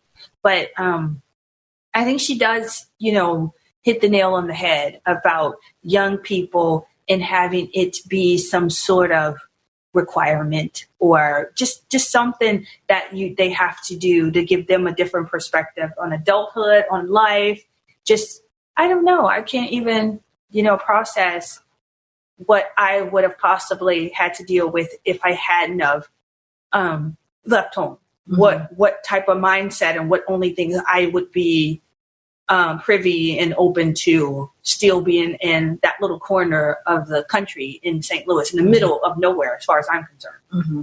Yeah. I think Callie was talking about that a bit too. Mm-hmm. Like, when she said she left her town and she got to boot camp, even just the experience of boot camp alone and meeting people, it was the same for me, meeting people from New Orleans and California and from Texas mm-hmm. and Massachusetts, and like just meeting all these different girls with different energies, with different accents, mm-hmm. with different jargon. Like, it was just such a cool experience. Even that in and of itself was like a portal. It was like a gateway to a larger world. And I'm from Philadelphia. You know what I mean? But I'm the kind of girl that just didn't feel like I belonged anywhere. And when I went into the military, I was like, oh, okay. Like, there's so many, I'm like, there's so many other options of places where I could go try out. And I think I've been trying them out ever since. Mm-hmm. So the next episodes is, the next ones are a two-parter. It should have been a mini-series, actually. I know I've seen some sort of Jackie Collins SVU mashup from the 80s about this. That was crazy. Christina, if you're listening, you know how much I love you. I love you so much. Christina is my friend. I am honored and privileged to consider her and to be considered by her as a friend. This is emotional for me. It is hard for me to talk about even now. It's hard for me to listen to those episodes because, well, if you've listened to them, then you know that Christina has cancer and that she doesn't have a lot of time left. And Christina is such an amazing human being, and what she went through, no soul should have to endure. Well, she survived. She has survived. She has survived. And it's not just what happened to her while on active. It's what happened to her in the VA healthcare system that is poignantly painful for me. just to know, and we all know that there's issues with VA healthcare. Mm-hmm. We know, we've heard of people dying. I mean, just yesterday, I read on a news feed that there's mysterious deaths in a VA hospital due to insulin injections. And I actually, I'm going to look more into that story, but I mean, you can Google it, VA suspicious deaths. I'm not surprised by anything with VA and deaths. The rest of it. Yes. I mean, I've been out since 1997. It is 2020, and I've just now, this past week, have compression garments that fit. I meant to tell you how perfect they fit now. That's amazing. I mean, I've been out since 97, but I've been dealing with them trying to give me compression garments since 96? Yes. And it's 2020, and I finally have proper fitting garments. So I'm not surprised by the VA's debacle. So if you're kind of confused as to what she's talking about, you'll have to check out my very first episode, which Meloney was the guest on. Mm-hmm. And she talks about lymphedema mm-hmm. and what that is. And a compression garment is used to support that. So that's what she's talking about. She has all this time and just trying to get the right, prescribed fit to help her swelling, her inflammation. And it's taken since 1996. So that's what we're talking about now. But back to Miss Christina. First of all, to enlist because of 9/11. So many people did. Oh my goodness. And I remember that because it was at the point to where there was nothing I could do. I mean, it's not like I could do anything anyway, being medically discharged. Mm-hmm. But I was past the enlistment time to be able to be called back in or whatever. But you, or what have you, just finished. And I remember that. And we were, it was kind of like but then there was part of us that was so angry. Mm-hmm. That was like, oh, that's what y'all doing? Oh, we playing these types of games? Yeah. Oh, that's what we're doing? We're going to blow up the Trade Center? I'm okay, like, we need right. to take action. Okay. Yeah, I definitely remember supporting the desire to take action for that, really. Mm-hmm. It was just in our American nature, I think. Right. It just jumps out, doesn't mm-hmm. it? And I mean, everyone who, was alive and old enough to remembers that. And I visited that place when I was a kid. It was an amazing field trip for me. Someplace it was remarkable in my experience coming from the inner city before I went to private school to go to New York and see that and have that experience, and it stood out in my memory. So when that happened, it was horrible. But you know what? I remembered a funny story, not quite funny, but kind of funny.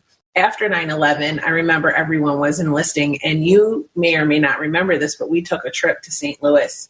And we were out with a friend of yours. Shout out to Ava. She's listening. Friend of the pod.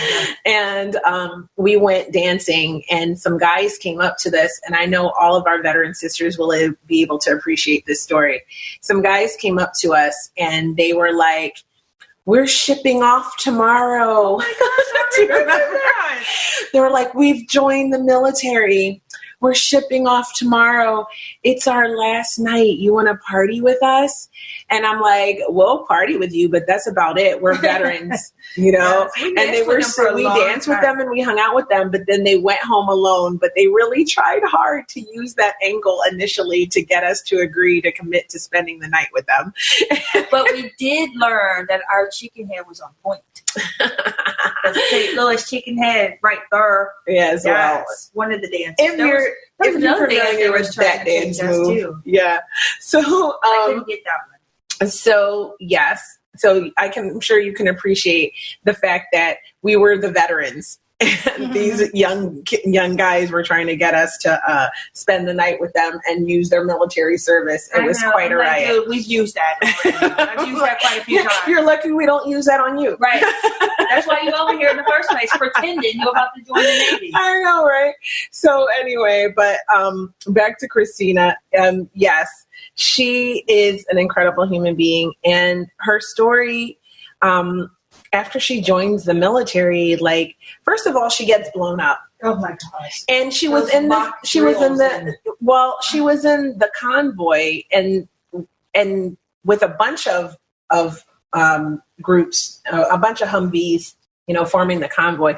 And they went in a different direction than another one. you know, how they do that strategically.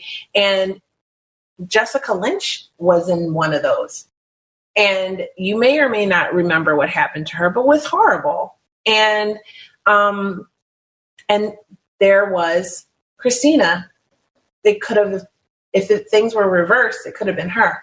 And then she still ends up getting blown up. So she comes back from leave from that, you know, and they're being mortared all the time. So there's that going on. I mean, it was just crazy. And then she goes to a party. Oh gosh. Like she's a shy girl. She doesn't really do that. But the one time she decides to go to a party. I just really how her CEO tried to get her to not go though. Yeah, like, you know what? Actually, I remember when she was talking about that, and I didn't want to interrupt because I was just like, I just want her to say it, everything. But I just was like, wondering, did he know something? Right. I just, that felt odd to me.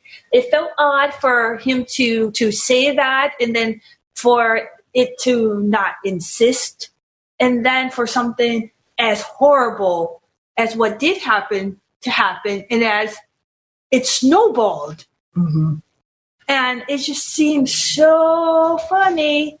I mean, yeah, I felt weird about that. Like, I'm like, if he knew something, maybe he should have just said, no, I don't go. This is what's going on. I'm hearing these rumors, you know, not that that's what necessarily was happening, but maybe I heard a rumor that this is happening around. So if you go, you need to be really careful, or just don't go. Save yourself the trouble. I'm hearing bad stuff is going on out there. Like, you know, I don't know. It just, and who she went with obviously never saw a pretty woman. That, you know, we stick together. Call me when you're through. What was that? How did it go? You know, take care of you, something like that.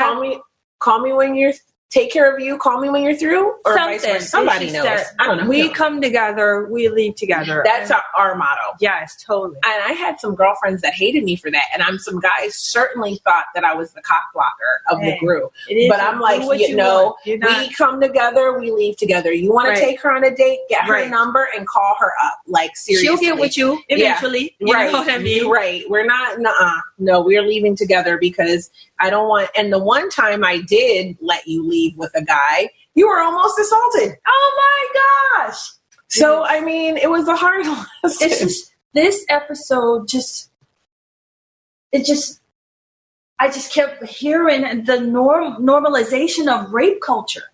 It's just the assault of women, the degradation of women, how they believe that I presume that they believe that what? We didn't do anything. We were all having a time. Like, hey, what you want to do? No. Let me take you here? No. Like, what? No. I mean, like, no. Okay, so first of all, who else feels like the girl that invited her to the party was some type of lure? I don't know. But it felt to me like that girl lured her to that party. She didn't know her that well. Hey, you want to come to a party and then disappear? No. Maybe the party just got going and she wanted to go hook up with somebody, whatever. But where's the communication at? I'm still not sipping on Iraqi moonshine. And however, it looked like water. But why are we sharing water? I don't know. Well, we're in the middle of nowhere. Yeah, I mean, I could see we're passing around a bottle. Hey, I've been at parties where we passed around a bottle, but fortunately, how big of a sip though? But it's moonshine, and I've tasted moonshine before. It definitely tastes like gasoline, and it burns when it goes down. But I mean, the thing is here's something I love, that she had one of those disposable cameras and she had been taking pictures. That was amazing. Second of all, she drinks this, she gets drunk. These guys offer to give her a ride and they give her a ride. But what makes me so upset is, well, like, she gets out to walk. She decides she's, going to get out, and they follow her and attack her physically. Like, they beat her. Now, I understand that she's 6 feet tall and she's a big woman. I'm a big woman. I'm not 6 feet, but like, I'm just made bigger. And so 2 men brutally beat her. assault her. She wakes up.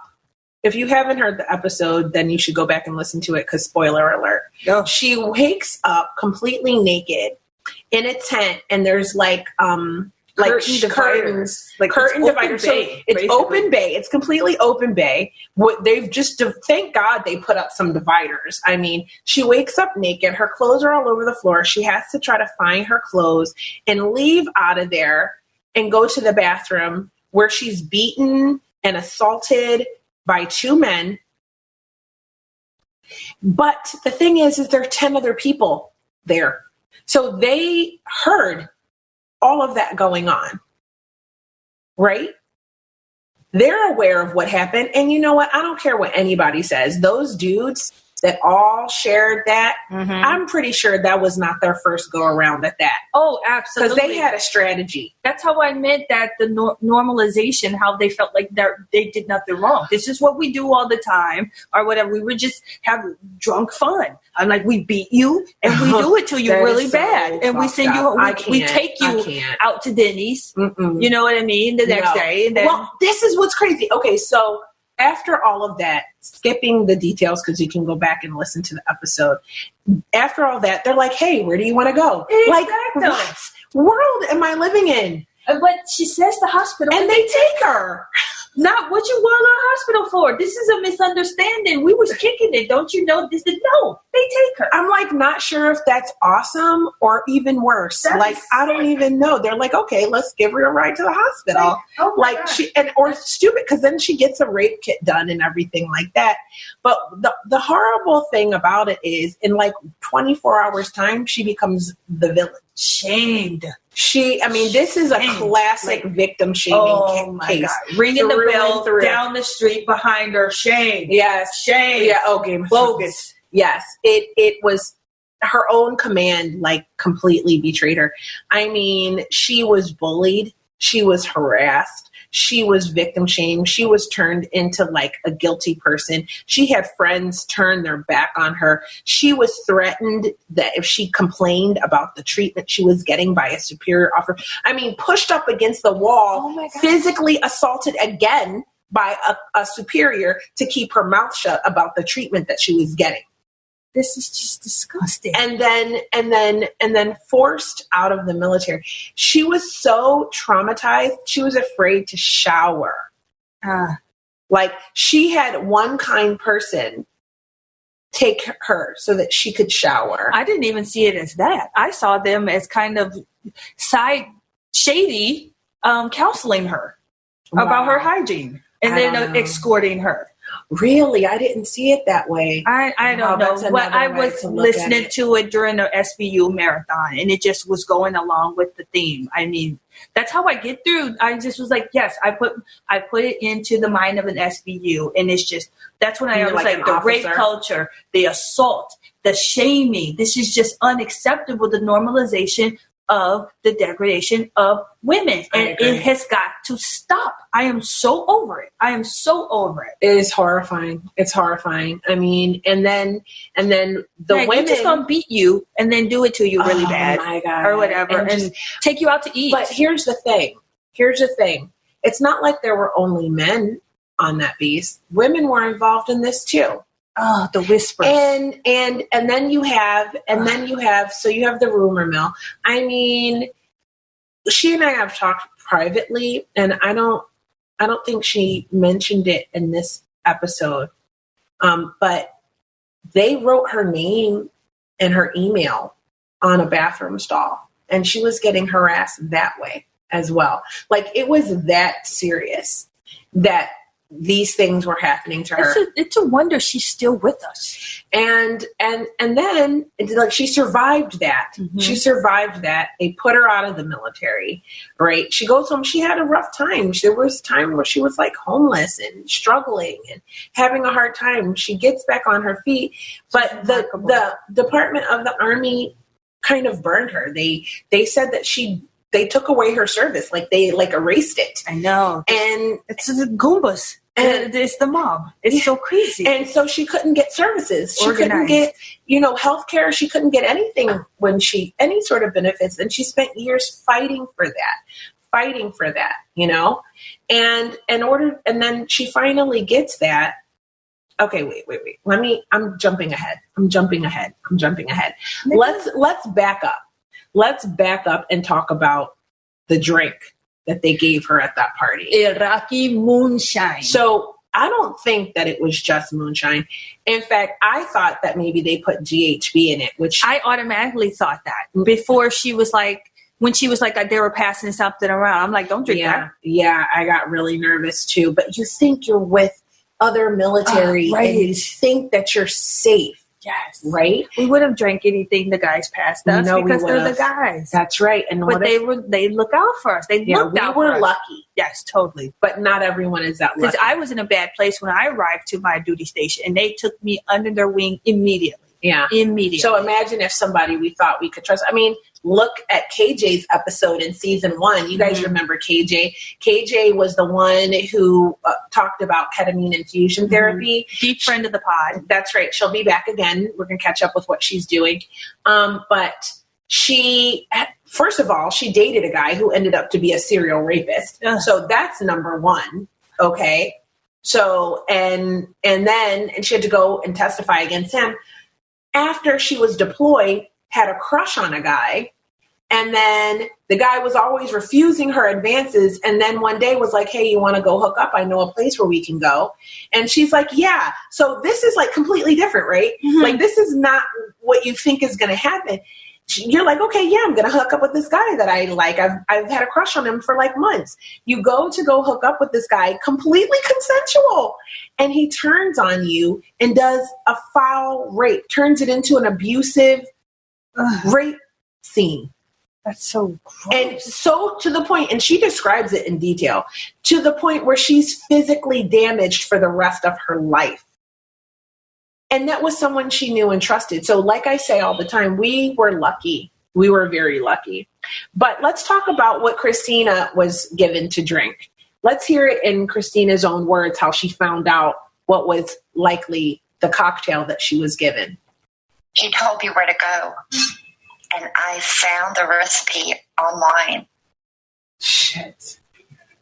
Combine head injury and that kind of chemical composition, it causes blackouts. So I was like, okay. And so it had been going around that soldiers were using ketamine. Ketamine is also used in a deployment zone, but it's also used for horses. Right. And so they were using things like that to taint liquid. And I remember that girl, she freaking left me. She just left me there. Wow. And I remember getting in the back of the Humvee. And I remember the man who would later be my attacker. He was next to me, sitting in the back of the Humvee. There was sound equipment in the back. And then it rode not even very far, and I got out and I started walking. And at some point,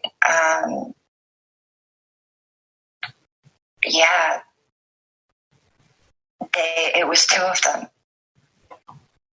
So, like I said, she thinks it was a cocktail with ketamine. And I'm not surprised, actually. Yeah, because it's a tranquilizer. And, and mixed with the alcohol, they're lucky they didn't kill her, And the thing about this first episode, too, that really gets me is the whole, what I feel is kind of a cover-up, right? I feel like so there's the mayors, and they're in charge of that area, and they oversee everything. And so this woman who is, I think she's now a senator or something like that, but she was in charge at that time. She also came out a few years ago with her own assault story, but she was in charge of this area, and she went in and spoke to these guys when NCIS was going to go in and question them. She went in first. So, and I like how you're like, this is a conflict of interest. She should definitely recuse herself.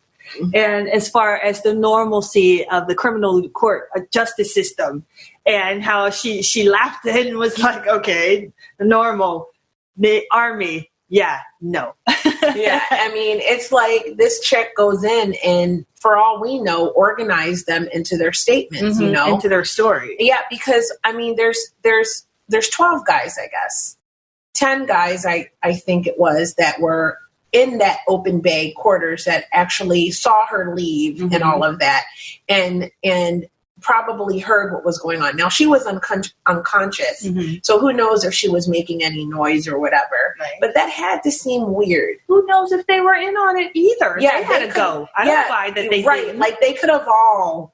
We don't know what happened, but these guys, right? Like, and from the way her pain was and everything, so we don't know what happened. The doctor said, like, the doctor was taken aback. Yes, like as a healthcare professional, we're trained to not have any type of reaction to anything, to protect the patient and the modesty and their sanity and just their feelings, to protect them in general. And for him to be like like a guffaw, if you will. You know, not a guffaw, that's humorous, right? But like, he was aghast. Yeah. It was obvious. Yeah, he was obviously really disturbed by what he found. And it's so upsetting, you know. So, I mean, that whole part of it and the investigation and the way they turned it around on her, it was just like, it happened so fast too. And just everything that happened to her up to that. And then she's out and she starts getting sick. And she has to fight to even get any VA healthcare. We know about that. And they finally give her, you know, healthcare, like a here, right? But only for the assault. And when the other issues start showing up, so quickly, I'm going to talk about burn pits because this is an issue that is really close to my heart right now, and will be. Because this is her issue, and I am picking up the mantle for her. No matter what happens, I'm going to support her in this fight against burn pits. What the mass public does not understand, or maybe even know about, is that things are constantly being burned over there in the desert. There are these pits where they burn feces and garbage, and it's constantly burning of things. And so when all of these things are burning, of course, chemicals are being released into the air. So the people, our servicemen and women who are over there, are breathing it in. Exactly. The civilians are breathing that. The children, the people, like for like Balad in Iraq, the children, everyone is breathing this in. Not only is it bad for the environment, but it's bad for our human bodies, right? And so there is now an existing burn pit registry. But as you all know, if any one of us who had to fight for our disability, who had to fight for proper treatment through the VA system, understands the denials, okay, and the hiding of the facts and ignoring your situation. And so many of our brothers and sisters are fighting right now, today, to be recognized because of illnesses that they acquired. You guys remember Agent Orange. And what was that? There was something else that came up during Desert Storm that was a mysterious illness. Actually, my aunt who was serving, that she ended her career just after that because she got that illness. I can't remember what it is off the top of my head. Why do I keep saying black lung? But that's not it. That's not it. But like, so we know that illnesses come, mysterious illnesses come. I acquired my illnesses mysteriously. Perfectly healthy. Yes, from one day to the next. So these burn pits are hazardous, and our brothers and sisters are fighting to be recognized, and they fought for a long time to get this registry. And from what I'm hearing, you can, if in these episodes, there's a lot of links. You can educate yourself and others by looking at these links and learning more about burn pits and what they are doing to our brothers and sisters. And if you served in an area where there was a burn pit and you are finding yourself to be ill, you need to get on the registry. But I'm hearing that the registry is a joke. More needs to be done. And right now, Christina is working to get legislation passed to help our veteran brothers and sisters. So please join in that fight, our fight, to get that moving and happening and have something done, because more people are going to start showing up with these illnesses like she has that turn into cancer at some point and are fatal. So we this is just another thing, just another fight that we have to prevent from happening. Use the hashtag as ignorant as we are as a community or just as a people in general about cancer and what causes cancer and where it comes from. Learning. And still, yes. And it's just really, really hard in that situation to be preventative. And the best way is just not. So in Christina's case, right, she goes to the VA and they keep telling her it's this, it's that. They give her this medicine, they give her that medicine. Once she finally fights long enough to actually get VA medical care, right? So she finally gets it. When she gets it, she starts getting misdiagnosed after misdiagnosed. And then she goes out and she gets outside opinions and they come back. She goes even to the Mayo Clinic, which is, everybody knows the Mayo Clinic is top of the line. And the VA says that they won't recognize the findings, the diagnosis. So, I mean, for her family, it was incredibly frustrating. And it was really frustrating for me to listen to and hear what she was going through. So this is a bit of it in Christina's own words. Wow. And the VA still denied it in 2012. It hated me. And that's fine. Denial after denial. My husband felt like the VA was going to end up killing me faster. And because I was getting worse, like so much worse. Like Shauna took pictures of me, and when I feel really, really poorly, you see the color of my face. It turns white, like albino white. And my feet swell, my arm hurts. If I try to take a deep breath, like I had pain shooting across my chest. So we went to Mayo Clinic. Mayo Clinic's, you don't have asthma. You have damage to your lungs from the burn pits and the carcinogenics you inhaled while you were in Iraq. Wow. They did the whole workup. They found antibodies to stuff that I could only have gotten when I deployed. The VA missed it. So then my pulmonary function tests continued to decline. I did quit smoking for like 6 months, like they suggested. When I went back, my diffusion capacity was sitting at 40%. So 60% of the oxygen that should be flowing through my body is not there. Your diffusion capacity in your lungs is how well. So when you breathe in, oxygen in. When you breathe out, it's a carbon monoxide. Right. When the diffusion capacity is messed up, it stays in the lungs. It's not being pushed out. So you have a carbon monoxide buildup in your lungs? Pretty much. So I went back to the VA and I'm like, this is what Mayo Clinic said. You have asthma. No, really? Oh my gosh. So, you have to have self-control because they obviously don't. And so Sean's like, they're stupid. And so I kept complaining. And I'm like, they're killing me. I had brain stem lesions. I had this. They're not treating me. They don't know when it happened. The VA took my health care away. Now they're blaming me. So again, you see a trend here. Again, they're blaming her. Again, blaming the survivor. Blaming her, telling her she had asthma, telling her, it's her fault. Like she couldn't get her health care. And then the VA gets mad at her, right? I can't handle it. It's just it's so disheartening. Then they don't want to treat her. Then there was actually a cover up at the VA because of some medical records.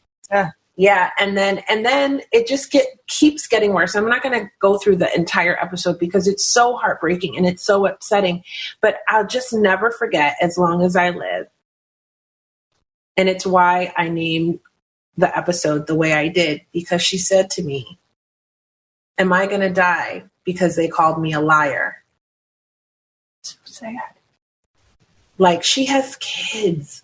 She has a husband that loves her. She has a beautiful family. And now her trachea is collapsing. That's why she's like, if you listen to her, it almost sounds like she's kind of oddly soft-spoken. Mm-hmm. It's because of that. Mm-hmm. Like, it was hard for her to do this interview. Mm-hmm. We talked for hours, you know, and she came in to fight. She came in to kick ass. She came in to help. Mm-hmm. 9/11 drove her to help.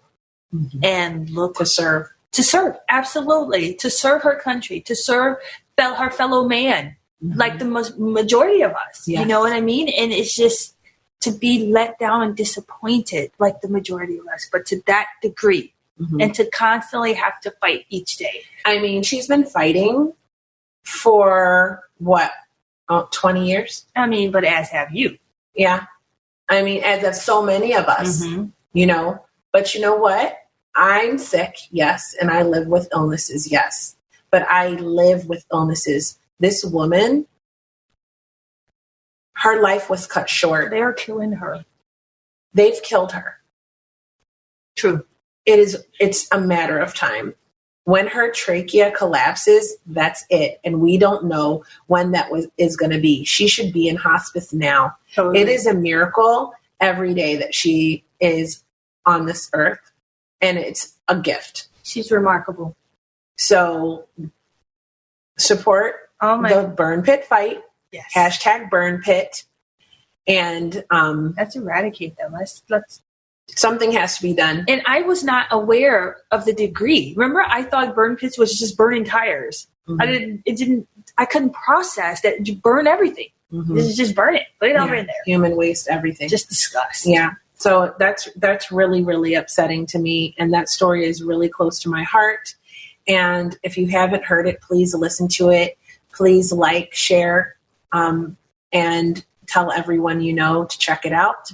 Mm-hmm. And put some good energy out and to her family, to her. Send out some good energy. Pray for her, whatever you do. Any veteran that you know, homeless, mm-hmm. or thriving, you know, just out there, because you know that's a special class. That joining the military it's a special graduating class. Is a different class of people. It's just a different community, mm-hmm. and in order to do that, it leaves an impression on you. I mean, I still take those lessons, as Leanne was saying, into my life and my job to this day. Mm-hmm. I still apply those things that I learned from the military, and to be honest, a lot of times I feel that's the best. Mm-hmm. That's how we should be doing things, however. Mm-hmm. But there are things that have happened that I make sure that if I see anything that's remotely, that's not right. Mm-hmm. That's not cool. Yeah. So we're not going to do that. Yeah. So, yes, absolutely. I think we all have to do that. And like you said, whether you're homeless or if you know a veteran or within our veteran community, whether it be homeless veterans or thriving veterans, mm-hmm. you know, all of us, you know, send good energy out. 1% veterans, if prayers. There are any out there, I don't know. But hey. Yeah. So I think we just all stick together. That's why the Female Veteran Podcast and FemBots Unite. I don't know. I'll come up with something. Keep working on it. Keep working on it. Okay, so we're finally at the season finale. What? And I love to leave the season on a positive note. Oh, you can't get more positive than a A-list actress. Yes. Actually, I'm going to say something about Jennifer Marshall. Okay. She's so cool.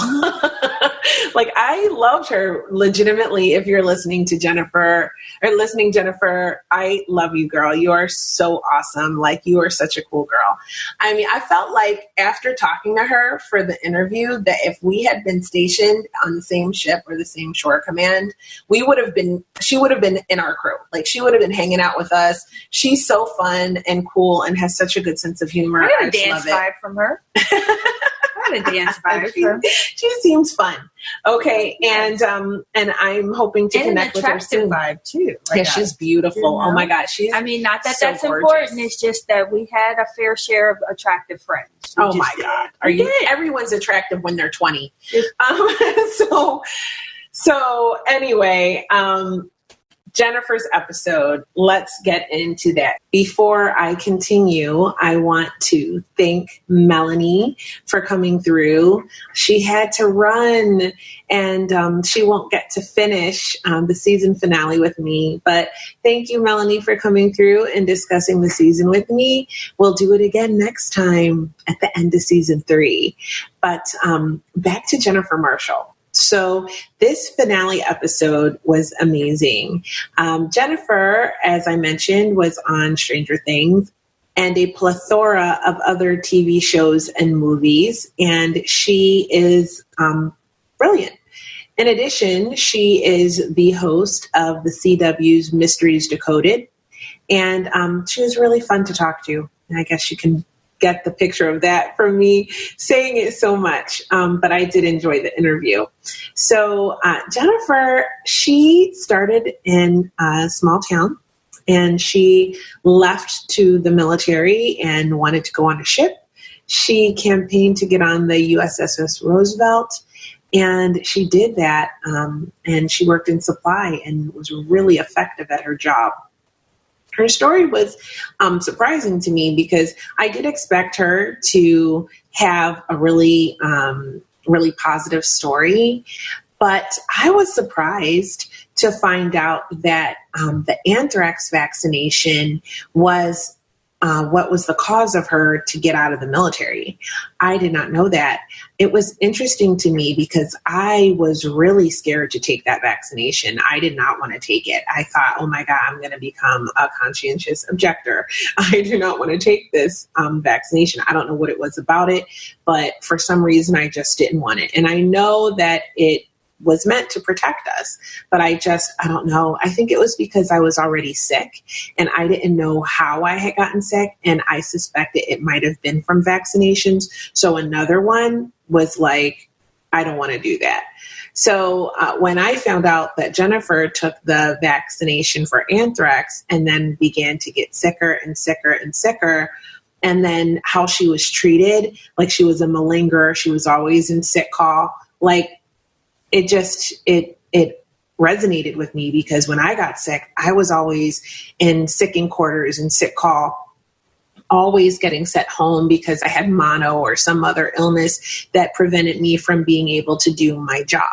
And I loved my job in the pharmacy. It was heaven. And I worked with amazing people at Naval Hospital Great Lakes. Shout out to anyone who may be listening, especially Melinda Scruggs. Melinda Scruggs was an amazing leader. She was a first-class petty officer, and she ran that pharmacy as a very tiny woman. She had a big personality, and she was absolutely amazing. And I really enjoyed working with her and for her. It was a high honor to be a part of that pharmacy crew. So anyway, talking to Jennifer was really interesting to find out how she went from this exciting, I'm going to run the Navy type of energetic young woman to someone who was really, really ill. And I personally identified with that because I had so much energy. My friends used to call me the Energizer Bunny.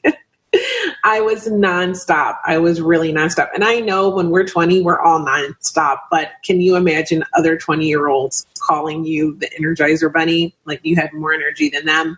And then just one day you have no energy, and that's going to go on for the very rest of your life, the entire rest of it. So I understand just going from being healthy and young and vibrant to miserably unwell and having to visit the doctor all the time. And thank God she realized that it was the vaccination. So after that, she got out and slowly began to pursue a career in acting, which has been incredible. As a veteran who is working in Hollywood, even experiences some difficulties when people just presume that she's conservative, whether she is or she isn't. I really feel like that shouldn't be an issue when it comes to doing your job, right? We don't have to have the same beliefs and values to be kind to each other or to do our job efficiently, right? So let's hear Jennifer talk a little bit about her experience as an actress and a veteran working in one of the most difficult towns to succeed in, Hollywood. I can definitely understand why it's important for you to show who we really are. It's very important. And, I won't get too much into politics, but I will say that there's kind of this thought process that all veterans are, very right wing and Hollywood is very left wing. So, and actually veterans here, we run the spectrum, conservative, libertarian, liberal, but it does us a disservice when the thought is we're all right wing, because then people are less likely to bring us in. And I try to explain to them, generally, veterans, they don't talk politics on set. They go on, they do what they're supposed to do, and they go home. And as long as no one's talking politics on set, there shouldn't be any stigma against that. And the assumption shouldn't be made that all veterans are right-wing, especially veterans who are actors. They tend to be a little more, artsy-fartsy types. And so I always tell them, just because somebody's a veteran, that does not, in Hollywood, that doesn't mean you can ascertain their political status, nor should you try to, because it has nothing to do with anything. As long as somebody goes on set and they perform, then that's, all that needs to happen. And I just don't want that unfair judgment put out there. I'll say again, like I said in that episode, I'm old school. I don't talk politics if I can help it, because I think that it's more important for people to try to get along. And my experience has been that if you go extremely left or extremely right, then that relationship is going to be sour, like immediately. In fact, I had a recent experience with a gentleman who I was getting along with, an older gentleman. He was really fun. He was nice. And then he started talking about climate change. And I have a different opinion on climate change than he does. And he was very, very mad. And it just soured the entire rest of our experience together. I mean, he just did not want to talk to me anymore. And I was still open to the connection, but he wasn't.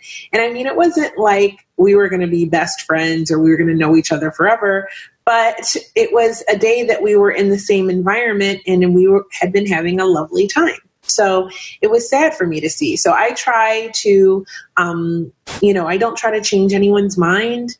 If I happen to get into a discussion about politics with someone, then of course I share my views. But if I can help it in a social situation, I try to avoid it because I want to get to know the person. And it's funny because nowadays politics can make you really averse to someone really, really quickly. So anyways, Jennifer was an awesome guest, and thank you so much again for coming. And I am looking forward to connecting with her in the future and maybe working together on some veterans issues. And that was a really amazing episode to hear her story and how she got into acting and about her video game and all of that stuff. So it was a high honor for me to have such a lovely person come and be a part of the show. In fact, it is a high honor for me to have every single guest come and be a part of my journey and help me to end the culture of silence around female service members' military experiences. And with that, we're going to wrap up season 2. It's a wrap, you guys. Thank you so much for coming on this journey with me. I appreciate every minute that you spend listening to this. I appreciate every minute that you spend listening to this show. I value you so much, and I appreciate you so, so very much. Thank you for listening. I love you guys, and I'll talk to you in season 3.